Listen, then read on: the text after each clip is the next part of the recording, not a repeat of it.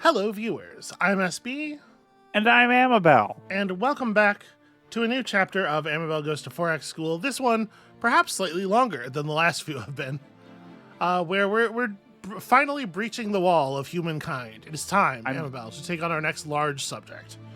I'm so excited for this.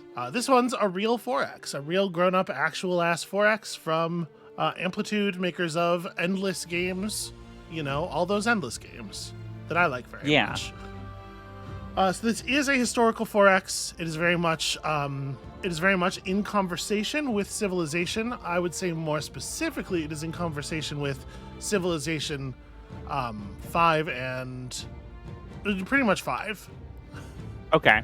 Well, no, it's 5 and 6, and then 7. We'll say built on some ideas that they gently borrowed. Okay. Now, So before we're we just gonna started, okay. Before we start.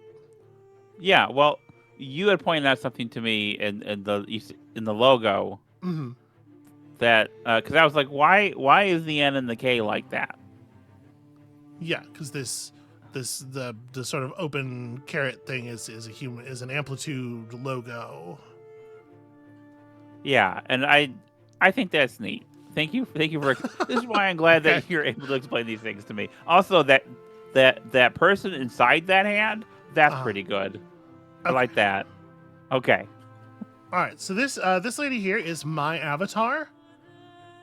This is a thing you do on your profile in Humankind. You can take a preset, and there's plenty of presets based on historical personages, but also some of your favorite strategy game streamers and YouTubers for some reason. And also Burke Black is here. I don't think he mostly plays strategy games, but he definitely did play Humankind for a press event one time, and so he's here. Many of them I do not know who they are. They're not, many of them are not English language primaries. And then, yeah, like I said, a lot of historical sort of people. But you can also, if you want to just like grab a thing and like actually edit a person to represent you, that's fine. I chose La Katrina because they put in a way for me to almost be a skeleton. Okay. And if you can't quite be a skeleton, being a lady who's a skeleton is that's pretty good. Yeah. Pretty good. I appreciate them doing that. I imagine in my mind that it was done solely for me, and I do appreciate it. She looks rad. Yeah. So your avatar is going to take, the role of the person who appears on the dialogue menus and stuff, speaking to people. There are no mechanics associated with a human player's avatar. However, Okay. you can build bonuses and behaviors into your avatar and then allow other players to download it to play as AI against them. And the different AI avatars that we're playing against here all have their various AI rules. So like Dushyanta here is loyal and an extrovert and wary, and he loves to create strong defenses on his borders, and he has a lower cost to attach, So like this is kind of an interesting idea that I don't know that I've ever seen another game do, where players are able to sort of like create they're like a custom AI that is representative of your play style to allow other people to play against you in a way when they're not able to play against you. The only thing I've seen that's even remotely like this is the Ghost system in Tekken 8, and of course that's much later. And That's not a Tekken 8 thing. That's a fighting games thing. People have been doing that for decades in fighting games. I did not know that. I'm very embarrassed now. I'm sorry, I didn't mean to embarrass you. Oh, that's all right. So I don't remember. It's been a while. It has been a little while since I have played this game, and I am a little leery of just jumping all the way up to Humankind difficulty. But you want to see? You want to just see what it's like on the top? If you think that would be instructional for me learning about the game and its mechanisms. Sure, let's find out. We're going to play on a large world with a normal pace. Large world is maybe I don't want to play large world. Let's take it down to because this is an 8-player map. Let's maybe keep it a little bit more manageable. What I want is to have fewer players in the game. So let's take it down to 4 competitors on a map that is built for 4 competitors. How about that? Okay. And I think with that, we're just going to get started. So you will notice no selection of civilization, no selection of any kind of mechanical powers or bonuses or anything. At this point in the game, everyone is identical. You are making a face because you are very pleased with the illustrations of these dogs. Dogs and penguins. And the dogs and the penguins, okay. And that... What's up? I mean, that ship is probably the Endurance, the way it's stuck in the... No. You are certainly very... Oh, hold on a second. Our universe contains infinite stories, most of which are about rocks and ice at sub-zero temperatures in a vacuum. Rather boring. However, on a small damp rock, there is a story that bears a second look. It's your story. But the first 4 billion years or so mostly concern amino acids. Not much of a page turner. But then, over time, the amino acids bond together, and things start to get interesting and a bit drier.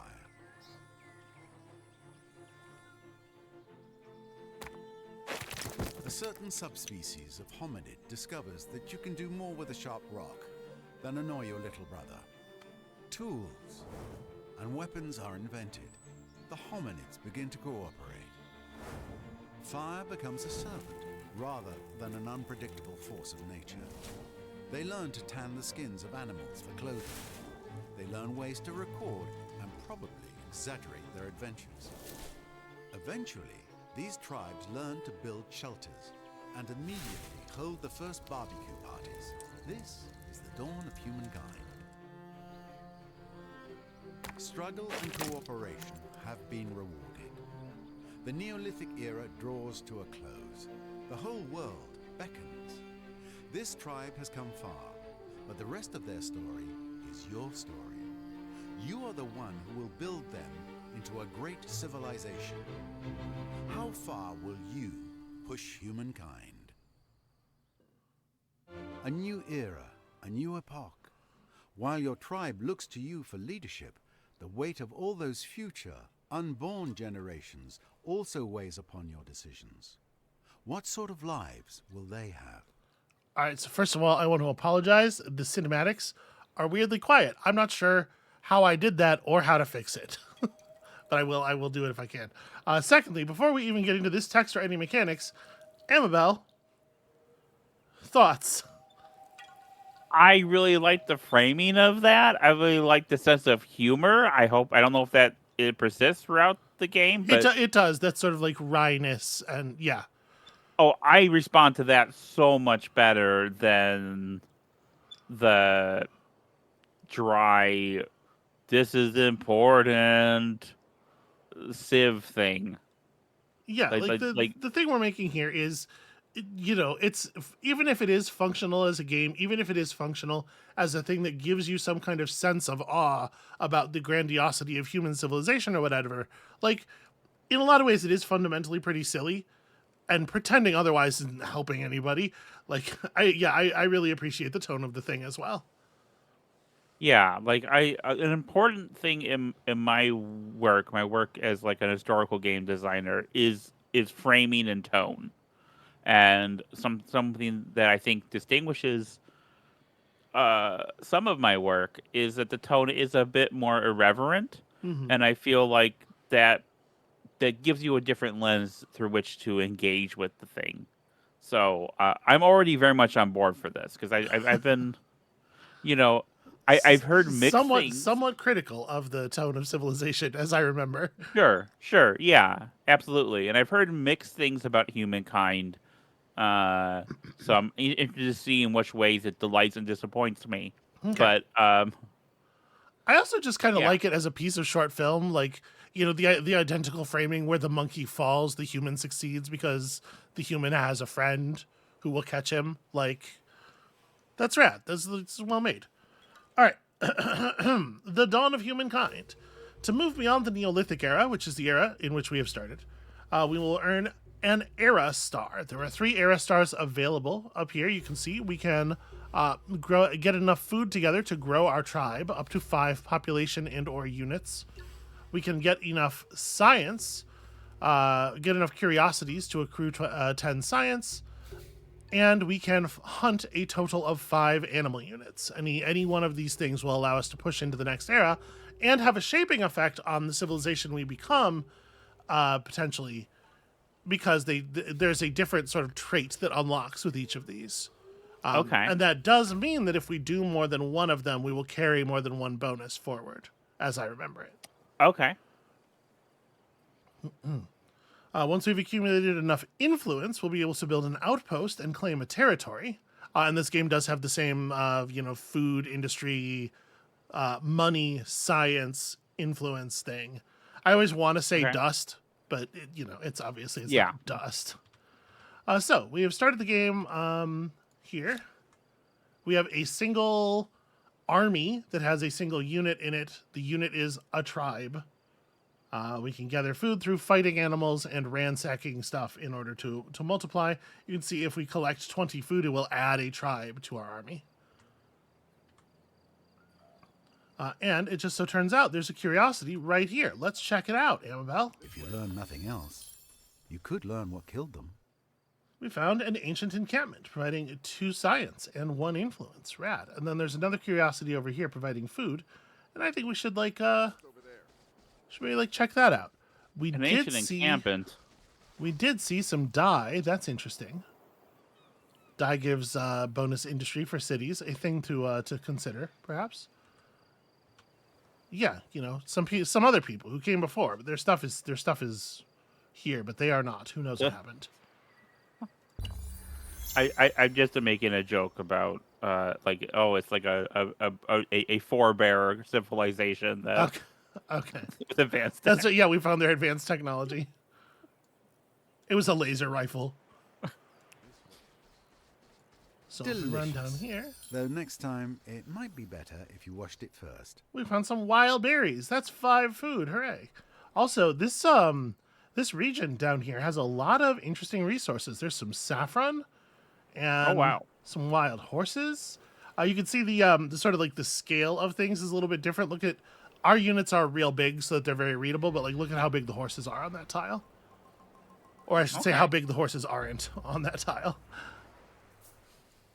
So obviously we'll talk about, strategic resources and luxury resources and stuff when we get to actually using them. For now, this nomad style Neolithic gameplay is pretty simple. It is just explore, right? Yeah. Okay, another ancient encampment, and we're getting some vision here. It might be to my benefit to get on some high ground, but all the bonuses have been on the low ground so far, and I'm greedy.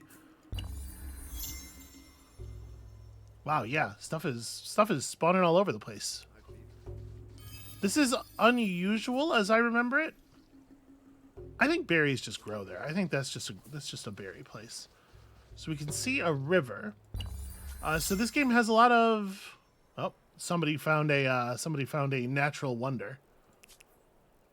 That would be cool for us if we could do that. Found another ancient encampment. This one providing 3 science. So we're already at 6 accumulated science. It does seem like we are probably going to hit that bonus first. You can see here, moving on to the river is going to cost us the rest of our movement. It's pretty standard for these games. Oh, and look over there. It's a great big deer.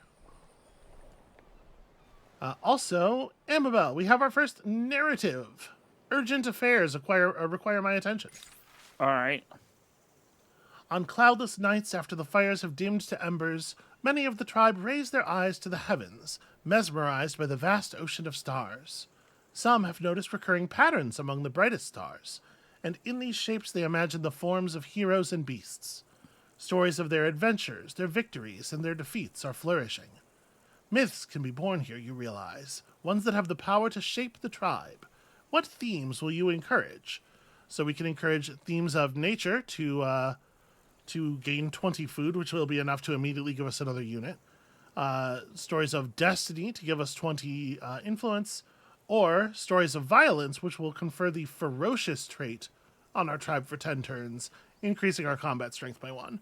I'll tell you right now, this is a sucker's game. Why would you give yourself +1 combat strength instead of doubling the number of combat units you have? Deep foolishness. We're gonna take nature here. So that's gonna give us another whole unit. So we can claim a territory. We can put down an outpost through use of our accumulated influence, and we might. Hold on. Let me first go to a new turn here. So now we have 2 units. We can, of course, run them around as a single 2-unit army. I would prefer to split them. I would prefer to split them, but maybe we should fight a mammoth first. Oh, I didn't mean to. Okay, there we go. I think let's hunt a mammoth, shall we? Get our first taste of the combat systems. Yeah. So I'm gonna climb this hill first, and come at the mammoth from this side. For our young. So, we have a very Endless Legend style deployment phase here. We could instant resolve this, and you can see it shows you ahead of time. If you do instant resolution, you'll win. All your units will survive, but this is how badly they'll be injured. We want to do this manually, of course. So we end up with a very Endless Legend style deployment sort of situation here. Okay. Right, I'm going to deploy like this. You can see they've used a sort of a sketchy effect to really help define where the elevation changes are, which I appreciate because the elevation changes matter in humankind combat a ton, as you might imagine. I'm good with this deployment. Okay, so the mammoth chose to start up there. We don't get to see where the mammoth is going to start until it's actual combat time. So the mammoth chose to start up there. This is actually completely cliffed off. This mammoth is maybe the history's greatest coward. I'm gonna take up a position here and here because it can't get to us the way it has placed itself. I'm gonna do this, and it's gonna come around. You might have noticed we actually lost sight of it for a minute there, and when none of our units have vision of it, we don't know what tiles it's in. I really like that attack animation.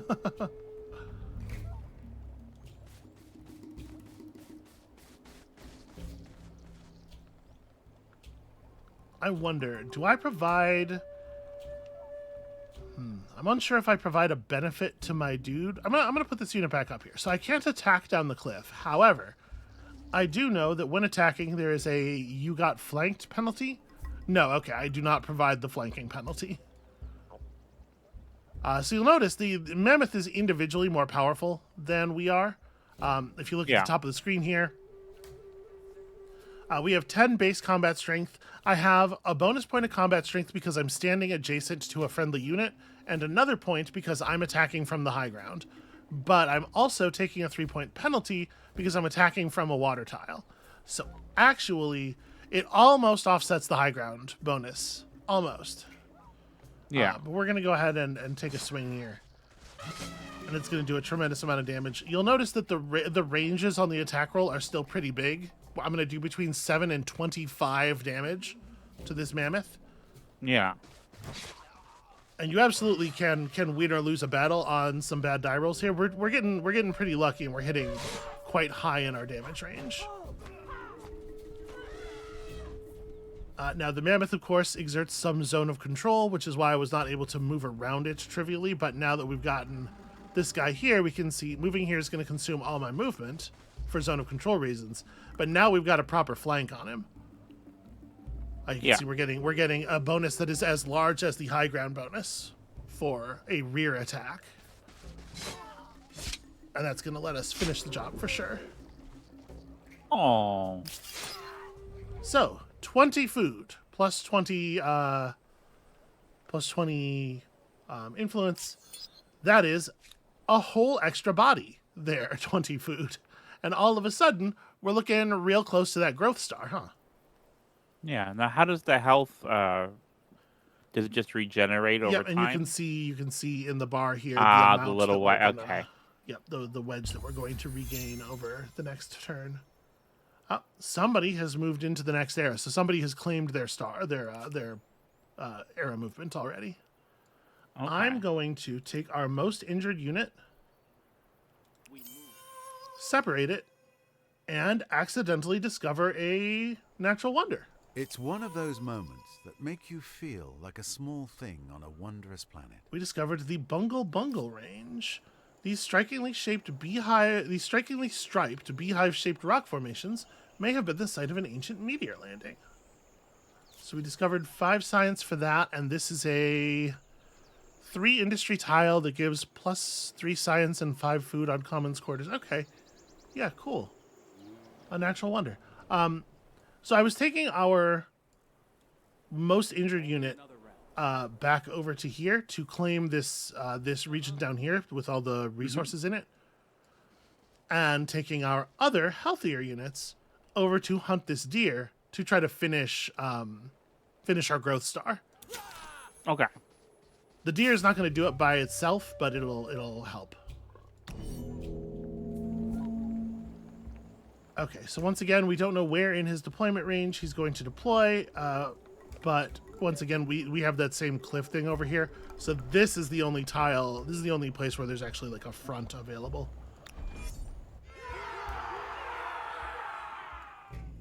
And he chose to start far enough back that we don't know where he is. Okay. Yeah, that makes sense. He took like the highest ground available. Well, I'm gonna charge in here. Oh, the deer does not apparently enforce zone of control the way I was expecting.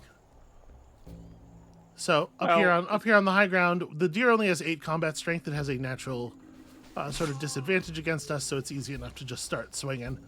Even up on the high ground, it's not really advantaged.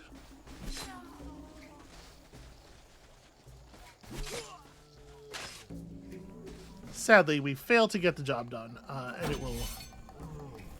it will splat itself trying to kill me. Okay, that was only 5 food. You stand at a crossroads. For many moons, the tribe has trekked the wilderness slowly, tortuously learning nature's secrets. They have discovered how the materials hidden in the deep places and in plain sight might be fashioned to the tribe's advantage, and how the shift of skies and seasons bring powerful cycles of change. Now you must decide in what domain the tribe will truly sharpen its knowledge for the ages to come. Will you be renowned as makers or observers? So this is happening because we crossed the science threshold. This is our knowledge star bonus. So we can be makers. Only a lack of imagination will limit what we might one day fashion with our hands, which will add the wattle and daub legacy trait of giving us +1 industry per citizen, population. You remember how the population system in Endless Legend works. It's very similar here. Yeah. Or we can be observers, which is +1 science per population.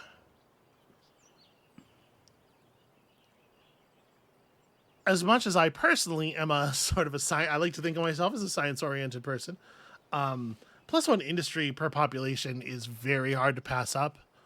Mm-hmm. I got. It has a cooler name. The trait has a cooler name. I gotta think we're gonna lean there. So we may now move into the next era. We are so close to this other star and getting another trait by getting there that I would really like to. We're gonna see if we can force that as well. Okay. So something I've noticed already, and that I hope persists, is we're getting turn numbers, but we're not getting years. It's not indicating the scale which a turn represents. And I think that's a very good choice, and I hope that persists, because that's something that I find really bonkers banana pants about Civ. Okay, it's very professionally put. There's no concept of a turn mapping to specific numbers of years, but as you might imagine, we're gonna move forward into other eras. The eras are gonna have the names of historical times, so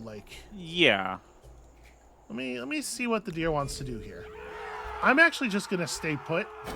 Animals tend to be pretty aggressive, and it attacking uphill into us is gonna be real bad news for it.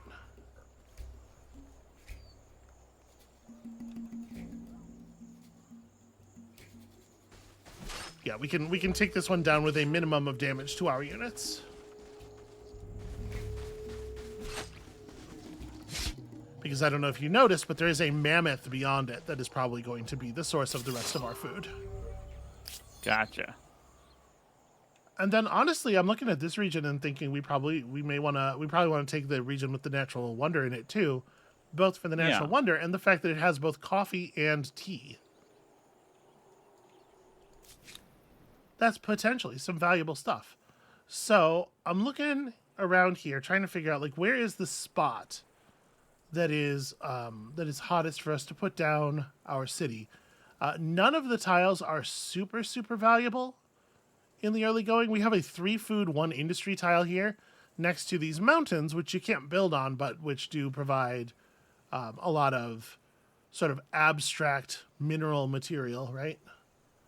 Yeah. So were we to claim this territory, it is noting that there are some pretty good tiles up here. You know what's pretty good is building on a river. You know, we could expand down here and grab this later. They're right. Those river tiles are pretty compelling. 16 food and 7 science, as opposed to like if we built down here, it would be like 7 food and 5 industry. We could get 5 and 13 if we build next to that mountain. You know what? I think the game's probably right. Actually, let's settle here. We'll expand into the big resource tile. And this region also has resources, but we don't yet know their deal. We just know that there's something here that we've not advanced into. Okay, another player has moved into the next era already. Yesterday, the tribe came across a vast tract of wild grain, the stalks swaying in the breeze like the wind playing over golden waters. The ground-down grain could feed the tribe twice over, but one of the tribal elders had another idea. Instead of pounding the seeds into flour, she suggests planting half of them so the grasses may return next summer. It is a curious idea, at odds with the nomadic life, but perhaps a harbinger of the future. Amabel, what should we do? Should we just grind this shit up and have some food, or should we plant and reduce the cost of the domestication research? We're gonna get enough food from this mammoth. I'd say we plant. You and I know what these individual people don't know, which is that we are nomads no longer.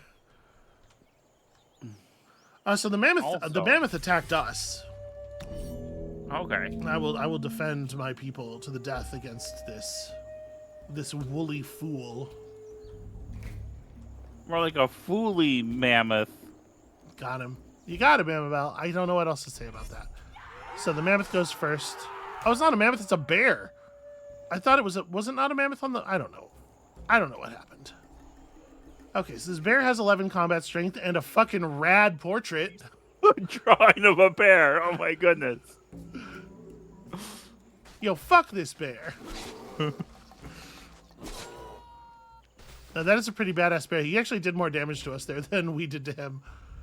So we are damaged enough to have lost 1 combat strength, but +1 because we have friends.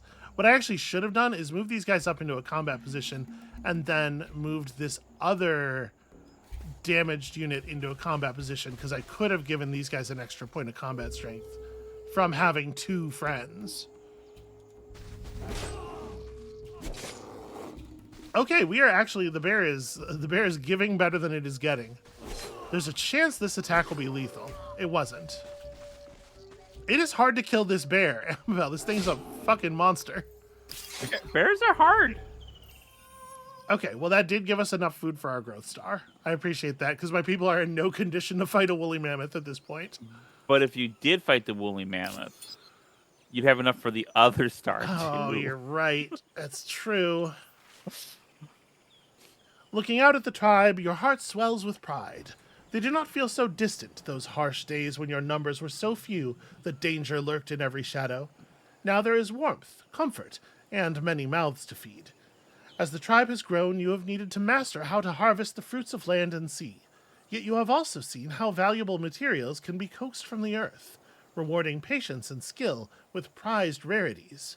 Will today's flourishing tribe choose to be farmers or traders?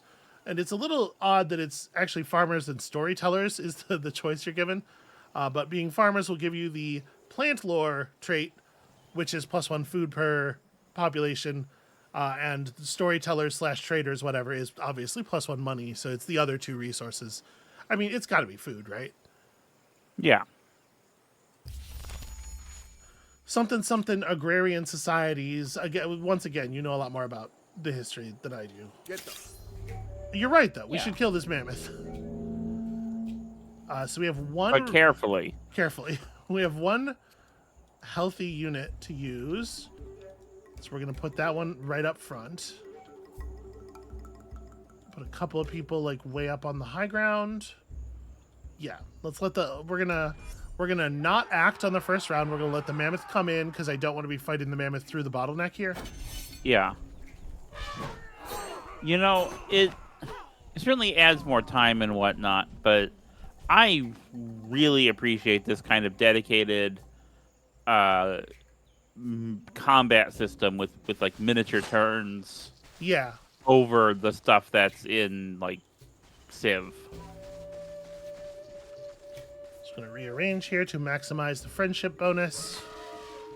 You know, it gives the combat units, I'm assuming, at least it did in Endless Legend, and I assume will do here as well, it gives them particular flavor and texture that you don't really get from just the rock, paper, scissors escalating combat values thing. A bold legacy. There is no greater day of celebration in the tribe than a triumphant return from the hunt. Presented by the proud hunters, their spoils hold the promise of full bellies for all. But a successful hunt offers even more than sustenance. With each catch, the hunter's prowess grows, while the tale of their mighty deeds gains new power every time it is recounted. The tribe have become formidable hunters. Will the future know you as great warriors or superior storytellers? So we can pick up the Stone Weapons Legacy trait, giving all of our units +1 combat strength. In this combat system, a single point of combat power is relatively meaningful. That's pretty. Okay. That's a pretty tight math.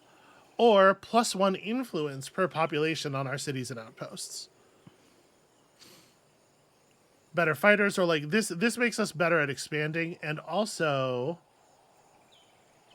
I think we're seeing the traders, warriors or storytellers. The traders text here was supposed to go on that other button in the previous choice. Oops. Oops, they flipped two of their things. But yeah, influence is going to make us better at diplomacy and expansion, basically, whereas combat strength makes us better at combat strength. Do you have feelings here? I don't. Okay. I'm going to go for the folklore. Okay. Go for the storytellers. Now, do we want to set up an outpost before we do our era switch, or? Oh, this is the other three players. No, I think we want to just do it.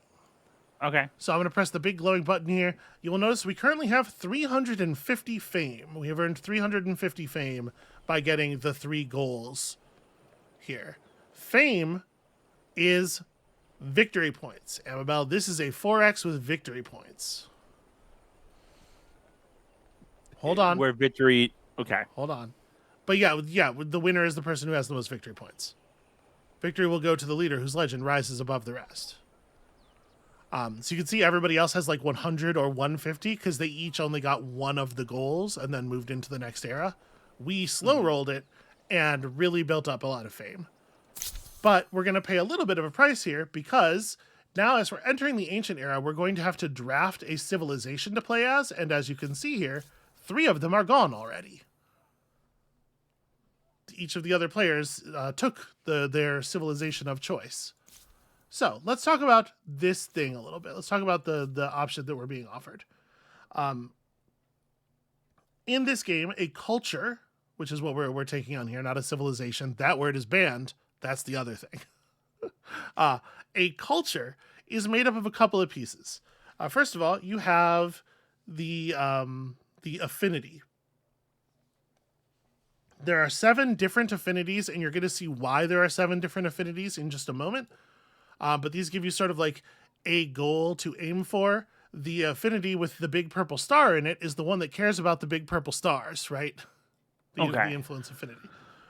They have a unique trait. The unique trait will stay with you. You will retain the unique traits of each culture that you have picked throughout the game. In this case, +3 influence on landmark part and +5 influence on natural wonder. Not horrible for us. We do have a natural wonder right in our starting area. Generally you get a unique unit and a unique district, but sometimes it's 2 unique units or 2 unique units and a district if one of the unique units is not like particularly combat focused or whatever, Yeah. It's just a little sprinkling of parts. So here we have boomerang throwers, which is a ranged combat unit that ignores movement penalties from forests and regenerates health even when outside of friendly territory. That's pretty cool. A decent ranged unit's always highly valuable, right? Mm-hmm.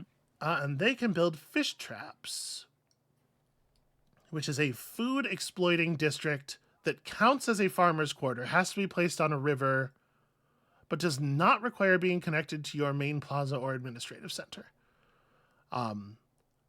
So, we're going to be building, our cities are going to be a patchwork of districts.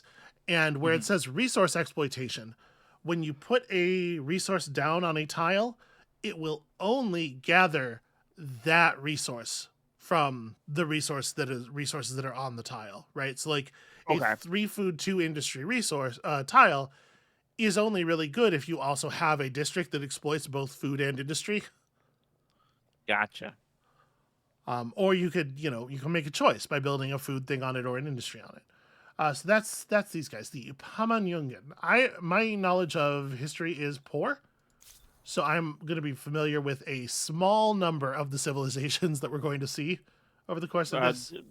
And the same, especially because a lot of my, Yeah, you have a considerable knowledge of history, but yours doesn't go back nearly this far, right? And when it does, it's very. Frankly, it's very Eurocentric and like Mesopotamia, that sort of thing. Okay, so here we have the Bantu, expansion focused.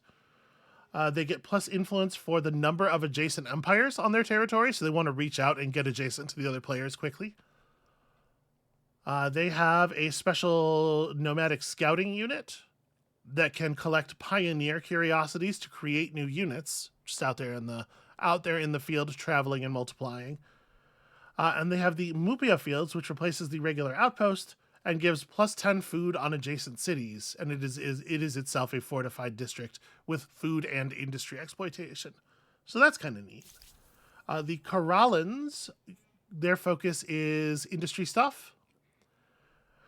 Their cooperative spirit gives +1 food on farmers' quarters per adjacent farmers' quarter. It's like for each district, you get more of the thing that district makes if it's adjacent to more copies of that same district. For each of the 4 basic ones. So you build little like quarters of stuff. They have healers, a close combat unit that provides health regeneration to other units in their army. That's pretty neat. And the ceremonial plaza, which gives faith and exploits all resources of the tile that it's built on. It's pretty neat. Good for locations where the land is very rich. The Sumerians, hey, I recognize that one at least. The Sumerians are leverage based, so this is a diplomatic system thing, and to a certain extent, this series is going to be both of us kind of discovering humankind because I didn't play that much of it because the historical theming does kind of turn me off a little bit. But they released a whole diplomacy-focused expansion that I haven't played any of, but that we do have installed and enabled here. So I don't know what leverage is or does. It's part of a whole system that I've never explored before. Okay. But here we have a diplomatic civilization. They have a lower attached territory cost, which it doesn't mean anything to you yet, but it will. and a lower cost of signing treaties with independent peoples. There is this sort of idea of non-player single region factions again. They have the Aga Ush, which is a 20 combat strength anti-cavalry unit that gets additional combat strength for each other Aga Ush in the same army. And a unique district that exploits science, plus 5 leverage against all known empires when the Aduba is built, bonus science for adjacent farmers' quarters, and being adjacent to the main plot. It's got like a big, healthy chunk of science bonus if you build it adjacent to the center district of the city. That's a lot of science. That's kind of nice, actually. Yeah, I'm definitely feeling a pull there, both because of the diplomacy system and the science. But let's look at the other ones first. Okay. The Assyrians are expansionists. They want to grab territory. Plus 1 land movement speed on units. And this is a bonus, remember, that you will hold on to for the entire game. Plus 5 combat strength while ransacking. And a 100% bonus to the gains from ransacking. So ransacking is you like park an army on top of a tile improvement that somebody owns and hit the button. And your army basically like stands there for a couple of turns, stealing all their shit, and then you get a resource bonus and their tile becomes unusable for a while. It's very similar to pillaging in Endless Legend, but we didn't see a huge amount of pillaging in the games of Endless Legend that we played. They have Assyrian Raiders, which are a 21 combat strength cavalry unit. It does require a lot of horses, but 21 combat strength and 6 movement is pretty serious. And they generate 10% bonus money when ransacking on top of the doubled ransack gains. I don't know if that stacks additively or multiplicatively. And they can build the Dunu, which is a 3 influence fortified district that gives bonus combat strength to units in or adjacent to it. It's pretty cool. The Babylonians, a proper science-focused civilization, or culture, the first one of these that we've seen. Plus 2 science per researched technology. So that's interesting. It sort of encourages you to take like a wide approach to the research tree. Get all the cheap stuff at the bottom first. The Saba Sakasti, perhaps? I don't know how those diacritical marks modify the pronunciation of those letters. A strong anti-cavalry unit, but it needs bronze. And is stronger when standing in a friendly district, so a good defensive combat unit. And the Astronomy House, a tile that exploits both food and science, and gives a big science bonus for being adjacent to farmers' quarters. And makes your researchers produce food. That's the citizens that you have assigned to science will also produce some food. That's actually really rad. Yeah. And it itself counts as a farmer's quarter and a research quarter. So if you build 2 of them adjacent to each other. Oh, well, you can only build once per territory, though. That seems really good. Babylonians seem super rad. The Egyptians are building focused or industry focused. They like it when you just make buildings. Plus 1 industry on any tile that produces industry, and a reduction on the cost of districts. They get to the Markabata. So in every game, in every historical 4X that I've seen the Egyptians represented, their thing is chariot archer. Do you have a sense of like, does that make sense? Yeah, I mean, so Were the Egyptian chariot archers like the terror of the... I mean, that was like the crux of their military at a certain time, and they probably were like the coolest chariot people around until you get to the Scythians with like the scythes on their chariots. Mm-hmm. In fact, the oldest battle that we have history for is a Egyptian chariot battle. Like the oldest battle documented in history, like in written history, is an Egyptian chariot battle. That's interesting. I didn't know that. Did you say scythes? Look, people I'm sorry. On my pronunciation all day in the comments on that video. Oh, I'm sorry. I'm not trying to make fun of you, but it's just so you when you said the name of the civilization you were talking about there was the Scythians. Yeah. I'm like vaguely familiar. That's a thing from history that I'm vaguely familiar with, so I was just excited to recognize a thing. Okay. Yeah, no, that's what I meant. So this is a great unit, 22 combat strength, long attack range, and you can perform a full move after making a ranged attack, but extremely high resource prerequisites. Look at that. You have to have twice as many horses as most cavalry units, and also you have to have bronze. And then the Egyptian pyramid is an industry exploiting district that makes lots of industry and likes to be adjacent to industry making districts. Industry is Plus always the- very good, you know? Plus, those units are probably weak against water. That's a joke about the sea peoples. Boom. Okay. I'll trust you on that. I don't get it. The Harappans are an agrarian society, so they're very focused on, they get extra fame from gaining population, which obviously is a thing you want to be doing a lot of anyway.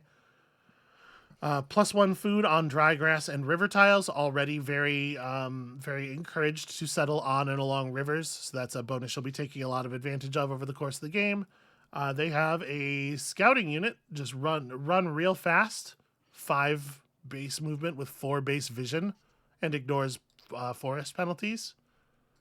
Not really much of a fighter, but runs real fast. And this canal network that counts as both a farmer's quarter and a river and produces food, which is kind of a neat thing. Yeah. We're almost there. We're almost done. Sorry. That's all right. The Hittites are militarists. They will gain extra fame for killing opposing units. +1 combat strength on units for all of your units forever, and +20 food, industry, money, and science for each owned city per occupied city. So, getting control of other people's stuff and hold on to it. They have the Gigir, which is a heavy cavalry unit, a very fast moving. When it melee attacks a unit, that unit cannot move on its next turn. That's pretty good. That's a fucking nightmare, organizationally speaking. And they have the Awari, which is a district that exploits all 4 resources and is fortified and just produces a little bit of raw money. It gives bonus health regeneration to units and can be used as a spawn point for units coming out of neighboring cities. That's pretty neat. Yeah, I really appreciate the unit, the special unit having like a special thing it does. Mm-hmm. Like this is the kind of design I want in a historical game, where like you are mechanically expressing the very real differences in tactics and technology and armament. Okay. The Phoenicians are a merchant affinity, so they will get extra fame from making money. Mm-hmm. +2 money for every citizen that's assigned to be a trader in a city or outpost. +1 combat strength on all your naval units. Bonus naval movement speed on units and transports. +1 combat strength on your naval transports. They have a special boat. They have here the Byreme that. So this is a replacement for the transport that land units usually turn into. It's a better transport. That makes sense, and that's pretty similar to a panream. Yeah, well, it's mostly the difference of terminology. Some people don't like the one flag, but do like the other one. And they have the Haven, which is a harbor. It exploits all resources, which I believe is true of the harbor. But it's a harbor that also counts as a farmer's quarter and also counts as a market quarter and produces more money than a normal harbor. Yeah, that makes sense for the Phoenicians. Okay. Yeah. And it has an extra farmer and trader slot in it and stuff. It gives you some adjacencies. And finally, the Zhou, another influence-based aesthetics civilization, +2 stability for every district that they build. This is a thing, like every time you build a district in a city, stability in the city decreases. Larger, more complex cities are more difficult to maintain order over, I guess. You'll see you'll see the mechanical argument that's being made. I don't want to overstate, but this will help offset that. I don't know how valuable it is really. We'll learn together. They have a 26 combat strength heavy cavalry unit, bonus combat strength when empire stability is high, when you have the mandate of heaven, perhaps you've heard of it. But yeah. this again is one of those like very high resource requirement units, which is why its combat strength is allowed to be so high. And they have a special science building, or a special science, especially research quarter that gives a bunch of extra stability and a little influence and a heck of a lot of extra science per adjacent mountain. So you want to like ensconce your Confucian schools into mountain ranges, ideally. Okay. So Amabel, all that stuff. Yeah. That And that's because we didn't have to read 3 of them. Okay. Well, I don't think we should pick the Hittites because someone got the Messinans, and that's going to be trouble. Historically, that's a no-no. I'll trust that joke's funny. Well, you seemed a little because interested in the Sumerians. So let me explain my joke first. Okay. So the Mycenaean Greeks were the Greeks who fought the Trojan War, if the Trojan War probably happened, and Troy was actually like a city-state that was within the Hittite Empire. Yeah. So that was the Trojan War joke. Okay. The thing about the Sumerians is that diplomacy focus, because I know with the leverage, I know you don't know how any of that works, and I'd like to see you try to figure it out. Okay. So that's the big pull for me there. Can we look at those combat units again? The Agaush? Yeah. So you need the bronze working technology, but you don't actually need any bronze. They don't have a resource requirement. Okay. 20 combat strength, anti-cavalry. I believe the general combat strength bonus for units that say they're good against another type is like 4 points. So probably against cavalry units, they're at 24 strength. And they get additional combat strength for each other Agaush in the same army. Okay. Yeah. No, It seems like basically just a slightly better spearman. Yeah. So this is where I lean, but obviously it's going to be. Okay, no, I'm into it. Let's try to learn a new system. I would definitely personally like lean probably toward like Harappan or Egyptian, just because food. You can't go wrong in one of these games focusing on food and or industry and or both. Yeah. But I agree with you that I think it will be interesting to force myself into the new system. So let us adopt this culture for the next era. Yeah, and I don't actually know this will how change many... our manner of dress. Oh, it better not take off my makeup. It does look like it took off your makeup. Well, hold on, we'll see. And here's our bonuses. Yeah, confirm. I'm into it. So that'll take effect at the end of the turn. We are going to go ahead and do the thing that we came up here to do.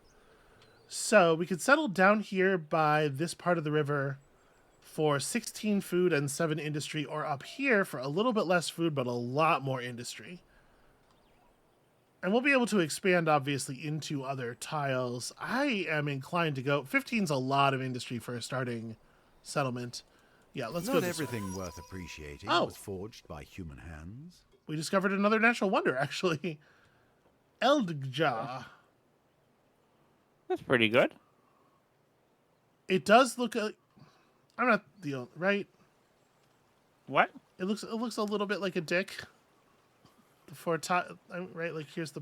Okay, hang on. I'm gonna look this up to see if it's some kind of sacred site that you're insulting. I'm sorry. The name means fire gorge, but all I see here is one incredibly dramatic waterfall and a lot of very mossy rocks. Two big-ish mossy rocks, and then a place where the water falls. Amabel. Yeah, so it's in Iceland. That doesn't. I'm Anyway, looking it gives food. It gives lots of food. That's really interesting. Okay. Anyway, we're gonna hit end turn here. Are you ready? Stuff's happening. Yeah. Look away from your phone for 1 second. I love you. Hey, look, bronze, copper. But you need you need copper obviously for the bronze. Anyway. The challenges of a young civilization. It's hard keeping up with the neighbors when they have the wheel and you don't. Humankind learns quickly that everyone contributes. If you're terrified of wild animals, you can grow lentils or catch fish. Tribes settle towns. Towns develop markets, and markets begin the exchange of goods, services, and most important, rumors and hearsay. I don't know Not about just that markets for semicolon the use in that Sumerians, but sentence. also the scribes to keep track of their crops. Ah, administration. Way to talk over his very clever whatever it was he was saying there. Okay, with Sumerians, you've reached the ancient era. So this is we're gonna open up the Empire screen, and that's where we're gonna spend the rest of the episode in a second here. But before we do that, I want to just note, like, your people's like style of dress changes, and your buildings will change from era to era. But the elements of your civilization that are unique to the culture, unique to a particular culture, do not change their look. Okay. So over time, old cities will take on this appearance of having like little pieces of every culture that's ever existed within them. And it's something I appreciate aesthetically, That's rad. Yeah. provided that you're building your unique districts and whatever, which you probably are, because they're probably good. Okay, the Empire screen. Okay. This is the scoreboard. Right Okay. now, we're at 400 fame. We got another 50 fame for discovering another ancient wonder. Here's how an era works. There are 8 fields in which stars can be earned for various achievements, such as, to start with some of the like simpler ones, have 12 population to get the first agrarian star, accumulate 550 money to get the first merchant star. You can see below each of them an amount of fame that indicates how much fame you'll get when you get the star. The amount of fame you get is based on how many stars you are into that particular field, and also how many turns it has been this era for. The value goes down over time, Okay. but the later stars are worth more. The base value is 100 for the first, 200 for the second, 300 for the Okay. third. Our affinity expresses that we get more fame from one of the 8 fields than the others. For that one, we get 50% more. So you can see our base value for the first star is 150. We can move on to the next era once we have 7 stars. Any 7 stars from Okay. from the 24 that are on offer here. Okay? Okay. And at that point, we'll be allowed to jump up to the next era, make our next cultural selection, and broadly speaking, later culture more powerful. But it Right. also represents potentially a change of focus or...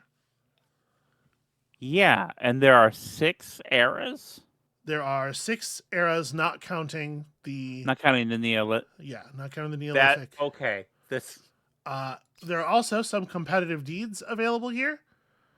First of all, there's a competitive deed for each natural wonder. Whoever gets there first gets the 50 fame. But there's a bunch of other things that we're competing for fame-wise. Whoever builds a wonder first gets 50 fame. Whoever builds a railway line is going to get 100. Whoever spreads influence through an entire continent gets 150.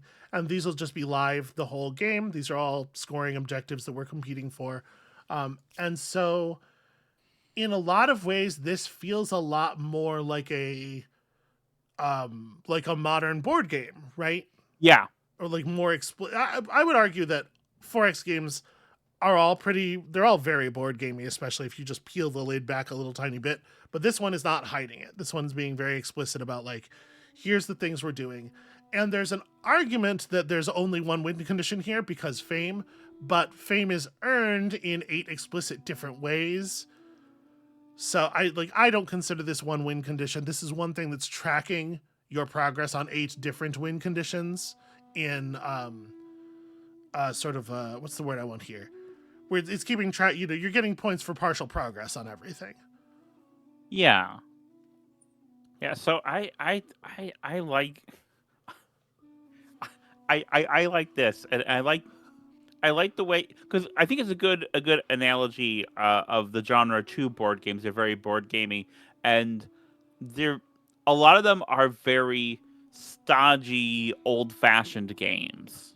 Mm-hmm. Yeah. Like it definitely feels like board games from like American board games from the 70s and 80s. Because the first Civilization game was basically based on a game from the 80s. But this does feel in some ways a bit more Euro-y is like the vibe I'm getting Yeah, to a degree, to a small degree. yeah, which Um, is hopefully useful to the audience, people who know the difference between an American board game and a Euro board game as genres, not as things that are literally markers of where they are made. that's very. I mean, Board gaming's pretty big, but it's certainly nowhere near as big as video gaming as a field. oh, I'm aware. I'm very much aware of that. Um, so the other thing I've noted, I mean, you're still explaining the screen to me. I'm sorry. A Please go little bit. ahead. No, go ahead. Well, the other thing I've noticed is that we haven't done any research yet. Am I right in assuming that the research capacity does not open until we go to the first proper era? Yeah. Yeah. We're gonna get it. We're gonna take a look at a tech tree in a second here, and you're gonna be bummed out because it's a tech tree. Yeah. I have a question about those competitive deeds. Yeah. Are these randomized each game? Well, obviously, there's. I don't think so. No, I think they're always the same. The Wonders of the World ones are randomized by what wonders are there, and we don't get to see all of them. We only see the ones that are completed. Okay. There may be more wonders than this, I think. Because I think that's something that we've noticed some of the other Forex games where the arc is very similar, and some Yeah. a way that in which a lot of the modern board games you like differ from that is you basically get very different. Like you'll get a different set of cards or buildings or whatever available that you'll have to kind of design your way through as the player, and Yeah. that creates And a very it different very experience. often culminates in different scoring conditions that are randomized for each game. So Yeah, you're doing different things, and I feel like that's and that's a missed opportunity in this genre because computer games let you do that a lot more. yeah, and especially something with with a scoring system that is explicit as this. Yeah, certainly. So let's talk about exactly what stars are on offer here. Hmm. So Diplomat stars, we'll get the first Diplomat star for collecting a total of 10 leverages. Literally zero idea how that system works. We're gonna find out. The Aesthete stars are just for reaching a total of a certain amount of influence in the bank. Builder stars are for the construction of districts. We'll get the first one at 6. Expansionist stars are for territories attached to a city, including the city's territory. You'll understand why this is worded this way shortly. Okay. But we'll get the first one at 2. Agrarian stars is population and or units because units are people. First one of these comes at 12. 550 money, like we already said.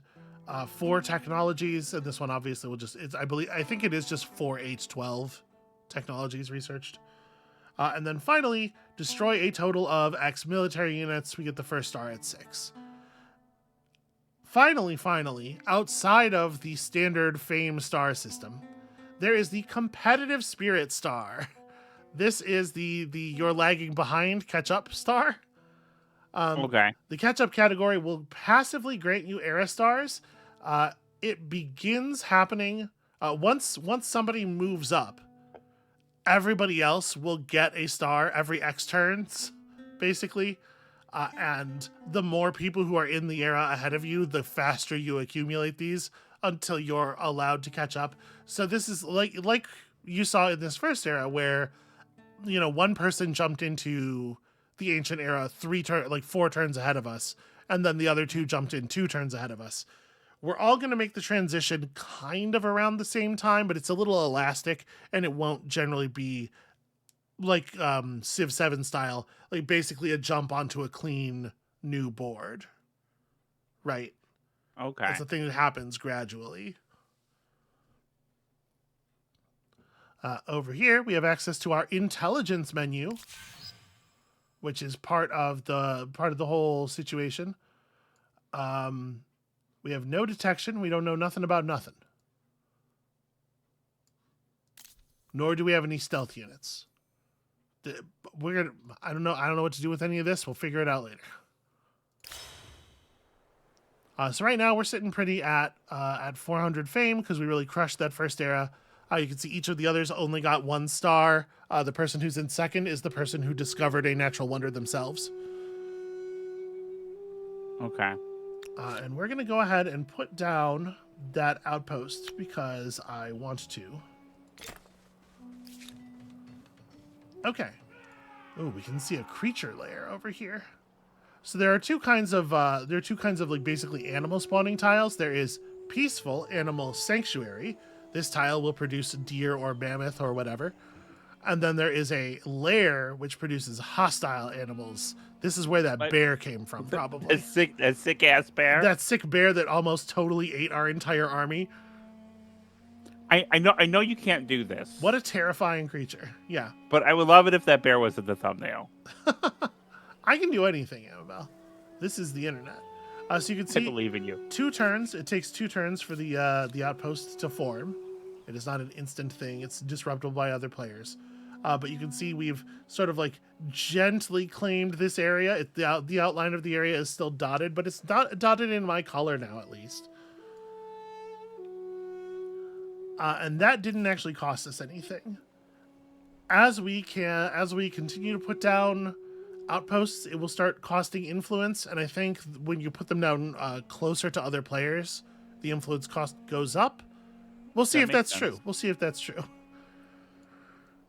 And then once an outpost is formed, I said we were going to probably stop there, but let's let Akradar turn into a proper city. So it'll be just a couple of turns. Okay.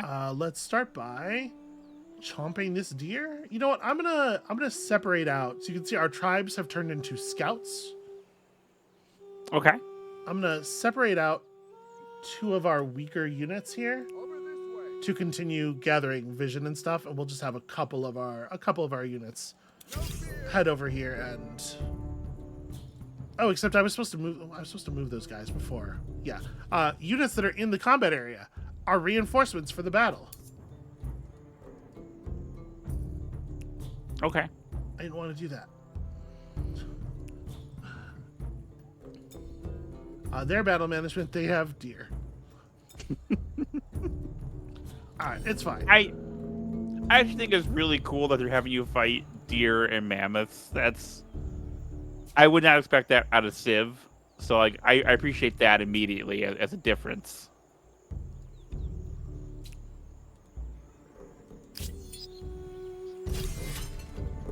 You can click outside of the battle, of course. It's a little... I can't really make the deer not... Yeah, alright. We're gonna let the deer come to us, of course.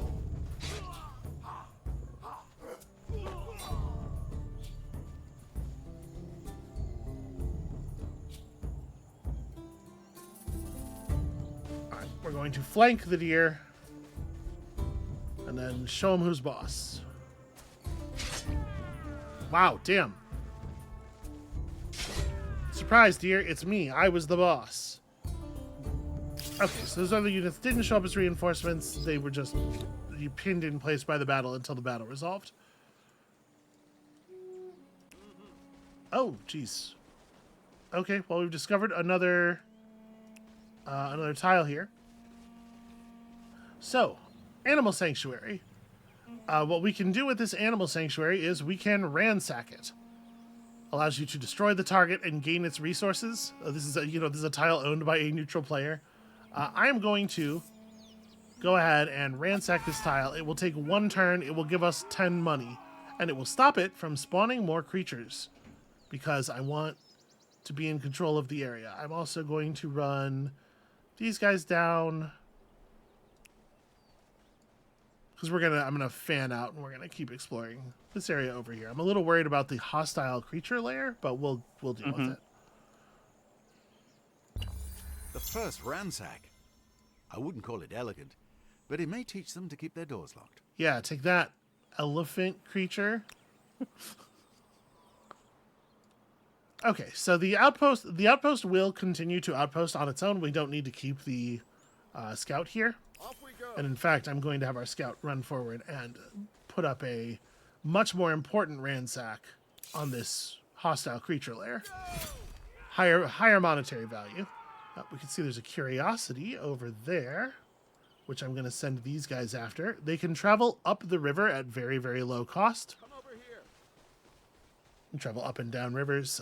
This game does not have quite the complex river systems that Civ 7 has, but it does have some ideas about traversability, at least.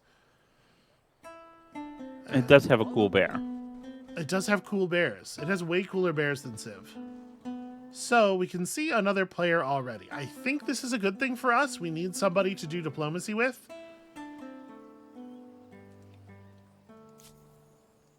And then you guys are going to just actually get me vision over here. We haven't... Well, you know what? One of you grab that.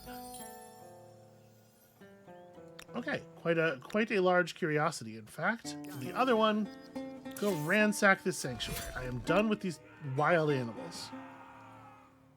Okay, so it turns out this region has access to a whole lot of strategic resources. Off we go. I'm gonna run our scout all the way out to the edge here just to see how far we can see off of the edge. You have built a first outpost, It's adding true, we did. another territory to your empire. I know, you're hoping this is the beginning of something very, very big. I acknowledge my ransacks. We sure did make a bunch of money. I'm gonna have this unit over here. Step on this curiosity. We discovered an old horde of something. Let's see here. Could we meet blue? Yes. I don't see any of their stuff just yet. I'm going to move all of our units before I worry about the city. Let's check out the snowy area over here. Got some kind of curiosity. Aside from the natural wonder, this region does not look very good. A lot of very low value tiles out here in the tundra. Can you believe it? I can. Over here. You are going to just give me some vision.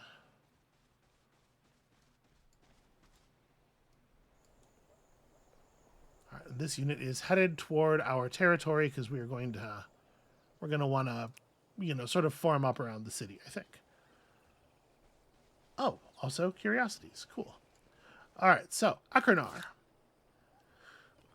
We can evolve an outpost into a city. Your first outpost evolves for free. Later outposts will have an influence cost, and that influence cost will, of course, increase as you have more cities. Obviously, this is the thing we want to do. It'd be great to have a city here on turn 12 of the game. It is not just a bunch of buildings. It is warmth, protection, and, praise the gods, a bit of privacy. So, as a diplomat culture, your affinity action is called demilitarization. Here's another thing. Every affinity comes with an affinity action.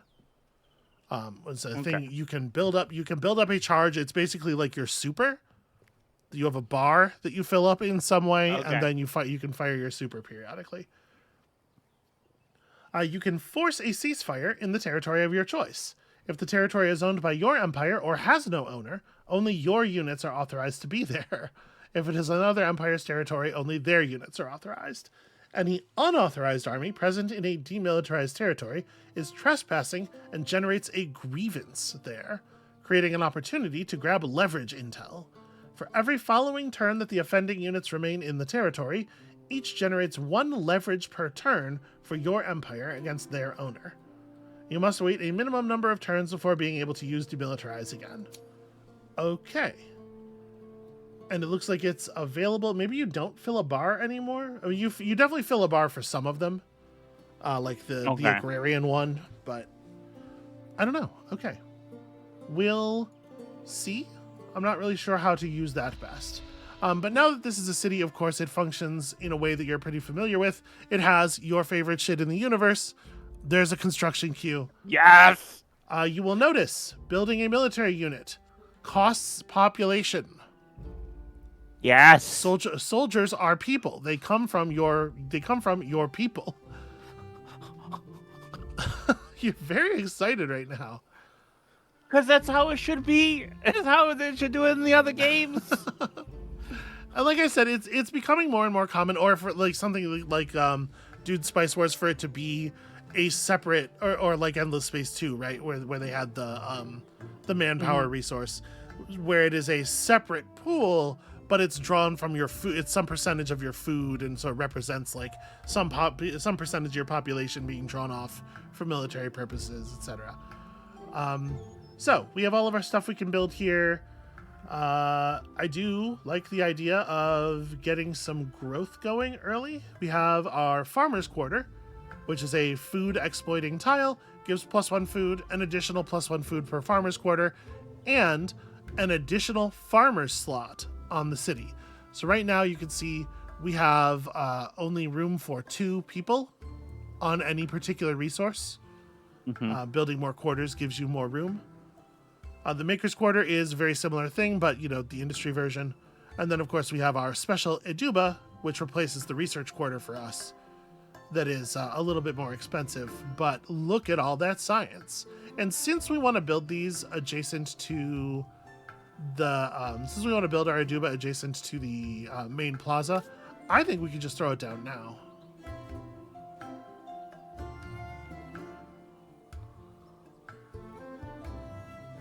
So wait, why is it +2 science, +6 science per adjacent main plaza, +1 science per adjacent farmer's quarter?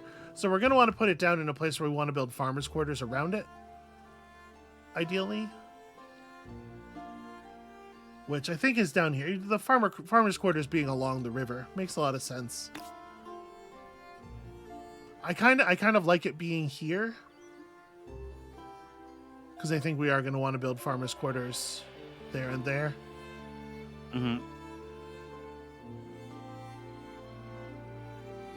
Yeah, let's do it here. Okay, so it'll take 5 turns, and of course we can rush build stuff with money. Again, very standard.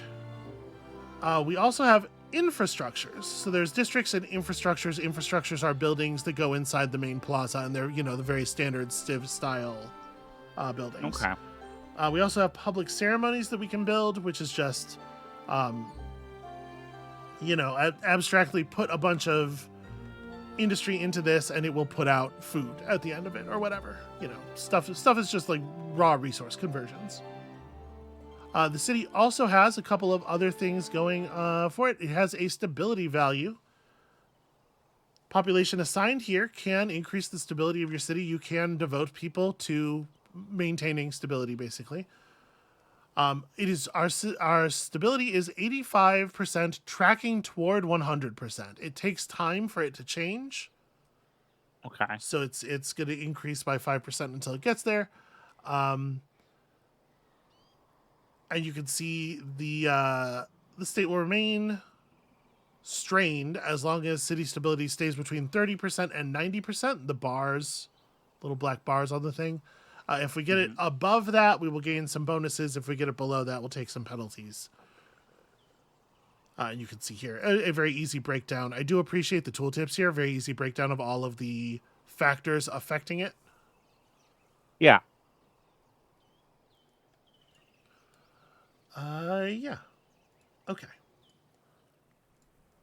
So let's play out the rest of this turn here.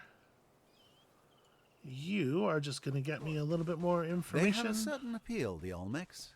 Be careful that your people don't start liking the neighbors more than you. Okay, we have, in fact, met Dushyanta of the Olmecs. He's putting up an outpost in this region right now. So this would be, if we were going to disrupt this, say if we were going to contest control of this region, this would be the time to do it. Right? It's not a city. We could run in there. We can ransack it and remove it from the map. But you have to assume he's got people nearby, probably. Probably doesn't want people just running in and doing that. Yeah.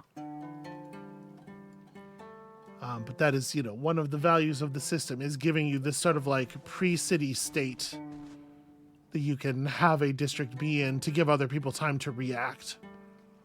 Follow me. All right, I think we're going to start grouping our units up a little bit here. Most of us have spent our movement at this point. So let's talk about the tech tree. As a tech tree, it works the way that you think it works, right? It's a tech tree. Yeah. You will remember that domestication, first of all, we have some banked science from the beginning of the game, just sitting in a pile, right, waiting to be applied to something. So the first thing we research is going to go real fast as we dump all that science into it. Also, domestication has a reduced cost, which is nice. Domestication will let us build animal barns, which give +1 food per horse, +1 food on farmers' quarters for each adjacent farmers' quarter, and +1 food on farmers' quarters. But it requires access to horses to build. Gotcha. We can also, of course, learn how to extract luxury resources from the ground. This is probably pretty good for us. We have a lot of good luxury resources available. This will also unlock the granary, which will give extra food for every person who is assigned to be a farmer, and also another farmer slot. I like these little bits of art that appear at the side of the technology when you mouse over them. It's nice to, like, you know, Civ has that problem, like I said, where like all of the art on the things is very small, and so it just sort of turns into little brown circles. They have taken the time here to like find a way to blow it up and give it character. Yeah, the presentation that Amplitude does on the games that you've shown me is really something special. Oh, yeah, for sure. They're the best in the business at that, without question, I think. I still think Endless Space 2, as far as both just like kind of the raw beauty of it and I don't know how you would describe this, the beauty per information unit expressed. Like, I know what you mean. It's so good with the multiple lenses and stuff at conveying information in a way that maintains this extraordinary aesthetic quality. Endless Space 2 is the best looking 4X ever, for sure. We could also dump everything into city defense if we're expecting blue to get ornery, but we're going to try to do diplomacies and stuff, right? This will give us the ability to build like basic palisades and the basic warrior. In order to get our special unit, though, we have to do that We have first. to get to bronze working, which has city defense as a prerequisite.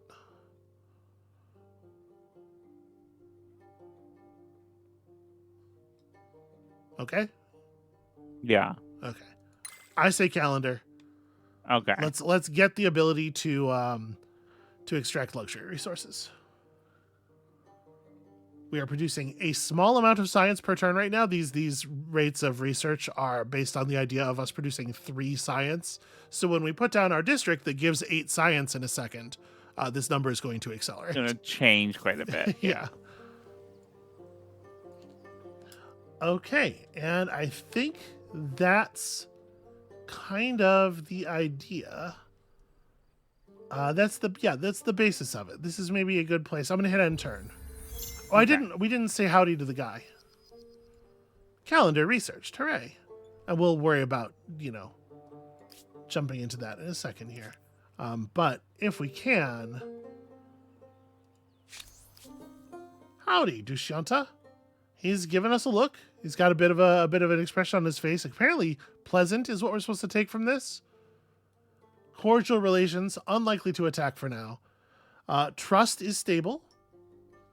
I have a point of merchant reputation. So these are reputations. These express things about your empire, and other people who have similar reputations will like you better. So nodes along this owner's trade routes provide vision within a radius that increases with the level of the badge. That's cool. So yeah, we have some similar badges. Our ideological proximity is high, and you'll see what that means later. But we are less powerful than they are. So they do have, there's that consideration perhaps driving them to maybe want to declare war potentially. For right now, everything's kind of stable though. You can see here, trade, we'll be able to trade resources once that's available. Once we have resources to trade. Here we have our peace-related treaties screen. Our level of trade, our level of information sharing, our border policy, and our military accords. Pretty much endless legend rules on this stuff.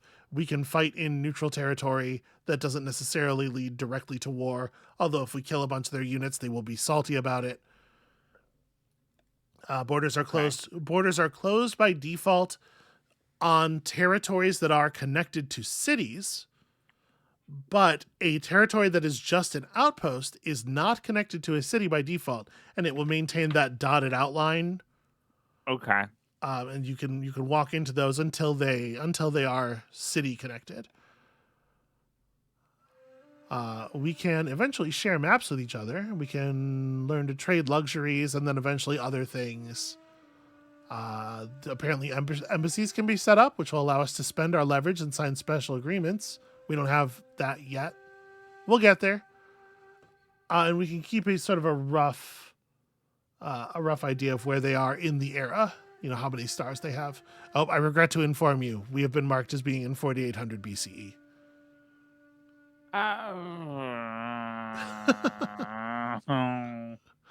So he's loyal. He's an extrovert. He wants to develop relationships. He's a little wary. Tends to doubt our intentions. And he has a bias to create strong. Because we looked at his AI before the game. We know what his deal is. Anyway, this is the state of the world right now. There's San Lorenzo. He's kind of settling in forward. My inclination would be to outpost this region and kind of like backfill from there. And maybe that's a strategy that we'll pursue. But I think this is the first episode, right? Yeah. We got into the ancient era. We picked our first culture. We settled down. Amabel, where's your head at right now? Turn 13.